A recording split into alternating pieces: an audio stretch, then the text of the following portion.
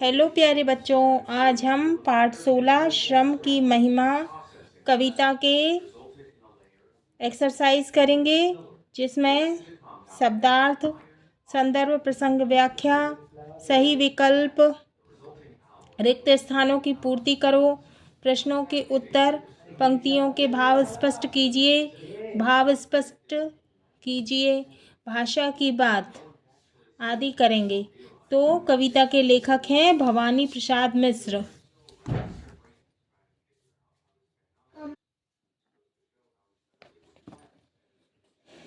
श्रम यानी मेहनत की महिमा। संदर्भ, प्रसंग, व्याख्या। पद्यांश 1। कवर। तुम कागज पर लिखते हो, वह सड़क झाड़ता है। तुम व्यापारी, वह धरती में बीज गाड़ता है। एक आदमी घड़ी बनाता, एक बनाता चप्पल। इसीलिए यह बड़ा और वह छोटा, इसमें क्या बल। सूत काटते थे गांधी जी, कपड़ा बुनते थे, और कपास चुलाहों के जैसा ही धुनते थे। चुनते थे अनाज के कंकर, चक्की घिसते थे। आश्रम के अनाज यानी आश्रम में पिसते थे। जिंद बांध लेना पुस्तक की, उनको आता था। हर काम सफाई से नित करना भाता था। ऐसे थे गांधी जी, ऐसा था उनका आश्रम।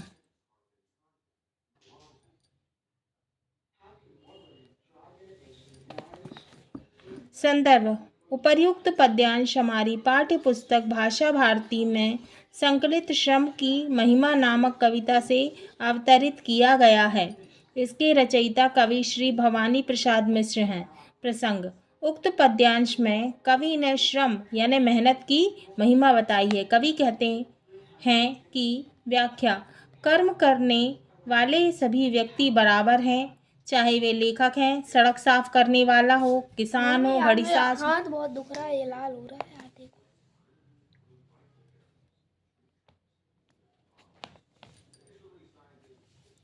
मोची हो आदि सभी कार्य के क्षेत्र में बराबर है। इसमें कोई छोटा और कोई बड़ा नहीं है। स्वयं गांधी जी अपने हाथ से सूत काटते थे, उससे कपड़ा बुनते थे, कपास धुनते थे, वे अनाज के कंकर बीनते थे, चक्की चलाते थे। इस प्रकार वे आश्रम के सभी काम सफाई से करते थे। उन्हें पुस्तक पर जिल्द बांधने का काम भी अच्छी तरह से आता था। ऐसे थे गांधी जी और ऐसा उनका आश्रम था। पद्यांश 2। गांधी जी के लेखे पूजा के समान था श्रम। एक बार उत्साहग्रस्त कोई वकील साहब जब पहुंचे मिलने, बापूजी पीस रहे थे, तब बापूजी ने कहा, बैठिए, पीसेंगे मिलकर। जब वे झिझके, गांधी जी ने कहा और खिलकर, सेवा का हर काम हमारा ईश्वर है भाई। बैठ गए वे दपसट में, पर अकल नहीं आई। तो संदर्भ हमारा पूर्ववत है। प्रसंग, इस पद्यांश में गांधी जी की दृष्टि में श्रम का महत्व बताया है, यानी मेहनत का महत्व बताया है। कवि कहते हैं, क्या कहते हैं, व्याख्या, गांधी जी की दृष्टि में श्रम पूजा के समान था। एक बार कोई बड़े उत्साही वकील गांधी जी से मिलने आए। उस समय गांधी जी अनाज पीस रहे थे। गांधी जी ने उस सज्जन के पास में बैठने को कहा, फिर उन्हें साथ बैठकर पीसने को कहा। यह सुनकर वकील थोड़े संकोच में पड़ गए। उनके संकोच को देखकर गांधी जी ने स्पष्ट रूप से बोला कि सेवा का हर काम ईश्वर की सेवा है। सेवा करना प्रभु दर्शन एवं सेवा कार्य है। परंतु वकील साहब, गांधी जी के वचनों का कोई प्रभाव नहीं पड़ा। लेकिन वकील साहब को गांधी जी के वचनों का कोई भी प्रभाव नहीं पड़ा।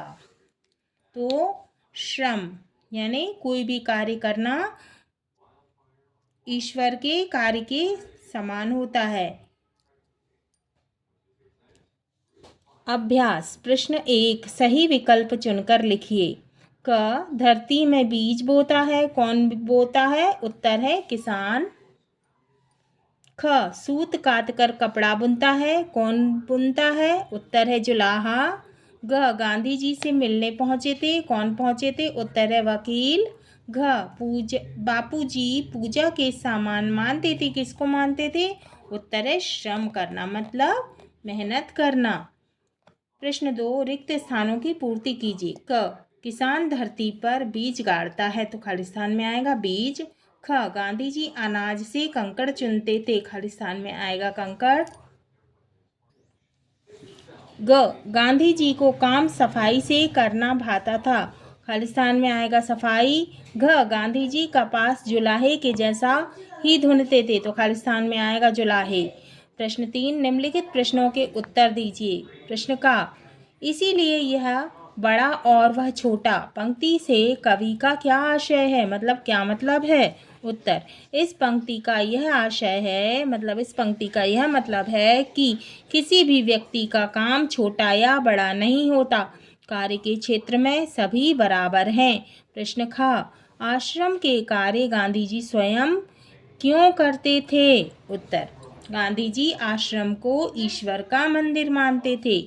आश्रम का कार्य ईश्वर पूजा के समान है, मतलब भगवान की पूजा के समान है, इसीलिए गांधी जी आश्रम के सभी कार्य अपने हाथों से करते थे।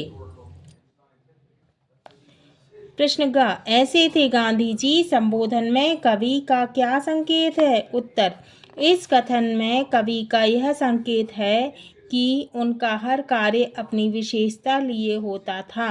गांधी जी आत्मनिर्भर थे, कोई भी कार्य अपने हाथों से करना वे हितकर मानते थे, मतलब अच्छा मानते थे।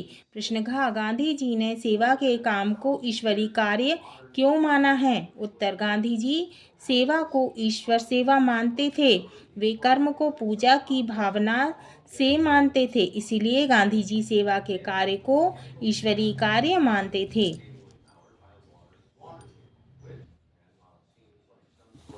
प्रश्न 3, इस कविता में से आपको क्या सीख मिलती है? उत्तर, इस कविता से हमें यह सीख या शिक्षा मिलती है कि हमें कोई भी कार्य को पूजा भावना से करना चाहिए। सेवा से मनुष्य का मन निर्मल होता है। प्रश्न 4, गांधी जी छोटे से छोटे कार्य को भी महत्व क्यों देते थे? उत्तर, गांधी जी की दृष्टि में कोई भी कार्य छोटा या बड़ा नहीं था, वे कार्य को महत्वपूर्ण मानते थे, सभी कार्य का अपना महत्व होता है।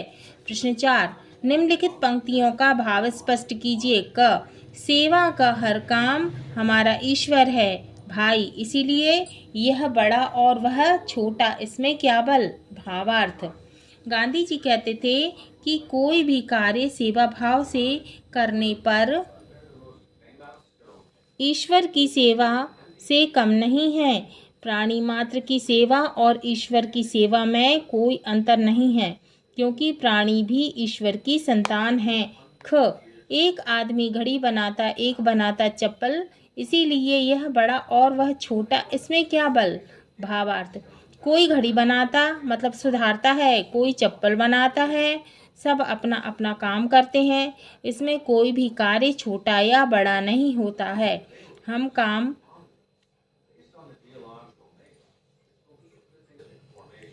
हर काम का अपना महत्व होता है। ग ऐसे थे गांधी जी, ऐसा था उनका आश्रम, गांधी जी के लेखे पूजा के समान था श्रम।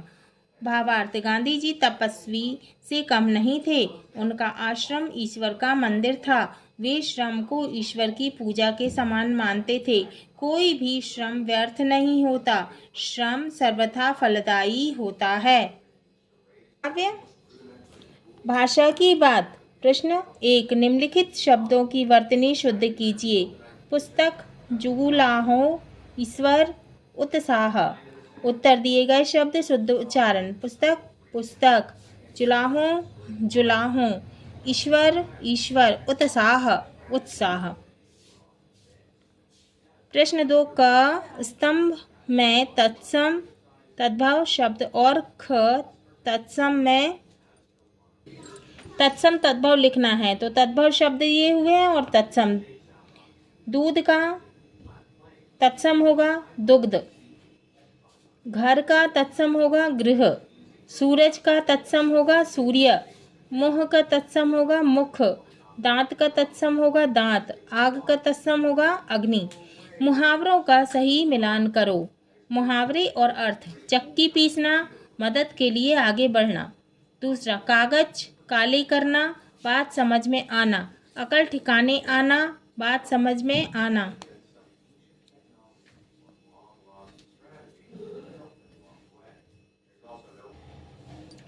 चक्की पीसना, मदद के लिए आगे बढ़ना। कागज काले करना, व्यर्थ प्रयास करना। अकल ठिकाने आना, बात समझ में आना।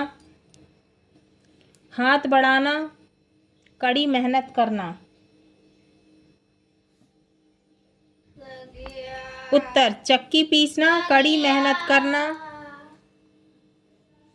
कागज काले करना, व्यर्थ प्रयास करना, अकल ठिकाने आना, बात समझ में आना, हाथ बढ़ाना, मदद के लिए आगे आना। प्रश्न 5, दी गई वर्ग पहेली में गांधी जी के जीवन से जुड़ी 5 वस्तुएं हैं, उन्हें छांटकर अपनी उत्तर पुस्तिका में लिखिए। तो गांधी जी से जुड़ी हुई 5 वस्तुएं हैं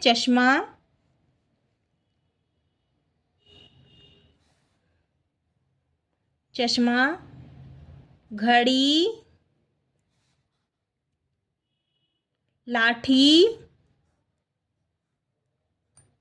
खादी, धोती।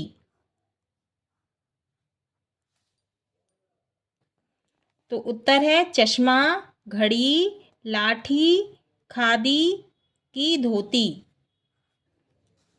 प्रश्न 3, निम्नलिखित शब्दों का वाक्यों में प्रयोग कीजिए। व्यापारी, कपड़ा, आदमी, चक्की। उत्तर, व्यापारी व्यापार करता है। दूसरा, पहला था व्यापारी, दूसरा है कपड़ा, मोहन कपड़ा व्यापारी है। तीसरा, आदमी, हर आदमी ईश्वर की संतान है। चौथा, चक्की, गांधी जी चक्की पीसते थे। ध्यान दीजिए, मैं पुस्तक पढ़ता हूँ, राम ने पुस्तक पढ़ी थी, श्याम पुस्तक पढ़ेगा। इन वाक्यों में हूँ से वर्तमान समय का, थी से बीते समय का और पढ़ेगा से आने वाले समय का बोध होता है। इस प्रकार काल के 3 भेद होते हैं, वर्तमान काल, भूतकाल और भविष्यकाल। संज्ञा के स्थान पर प्रयुक्त होने वाले शब्द सर्वनाम कहलाते हैं। हिंदी में कुछ प्रमुख सर्वनाम हैं, मैं, तू, आप, यह, वह, जो, सो, कोई, कुछ, कौन, क्या। तो प्रयोग के अनुसार सर्वनाम के 6 प्रकार हैं। सर्वनाम के भेद। नाम सर्वनाम, उदाहरण और पहचान। पहला है, क्रमांक दिया हुआ है। पुरुषवाचक सर्वनाम, मैं घर जा रहा हूँ, हम पढ़ रहे हैं। पहचान है, पुरुषवाचक सर्वनाम व्यक्ति या स्त्री के नाम के बदले आते हैं। दूसरा है निजवाचक, मतलब स्वयं के लिए। निजवाचक सर्वनाम, राम अपना काम कर रहा है, मैं स्वयं यह पुस्तक पढ़ूंगा। पहचान, इन सर्वनाम में निज स्वयं का बोध होता है। तीसरा, निश्चयवाचक सर्वनाम, यह बालक रो रहा है, वह लड़की खेल रही है। ये सर्वनाम किसी निश्चित व्यक्ति या वस्तु का बोध कराते हैं। चौथा, अनिश्चयवाचक सर्वनाम, आज घर कोई आएगा, टेबल पर कुछ रखा है। इस सर्वनाम में किसी निश्चित वस्तु का बोध नहीं होता है। पांचवा, प्रश्नवाचक सर्वनाम, कोई भाग रहा है, मोहन क्या खा रहे हो। प्रश्न करने के लिए इस सर्वनाम का प्रयोग होता है। छठवां, संबंधवाचक सर्वनाम, तुम जो ना चाहो सो ठीक है, जिसकी लाठी उसकी भैंस। जो शब्द 2 वाक्यों को जोड़ने से बनते हैं, जोड़ने से वाक्य के किसी दूसरे सर्वनाम का संबंध स्थापित होता है।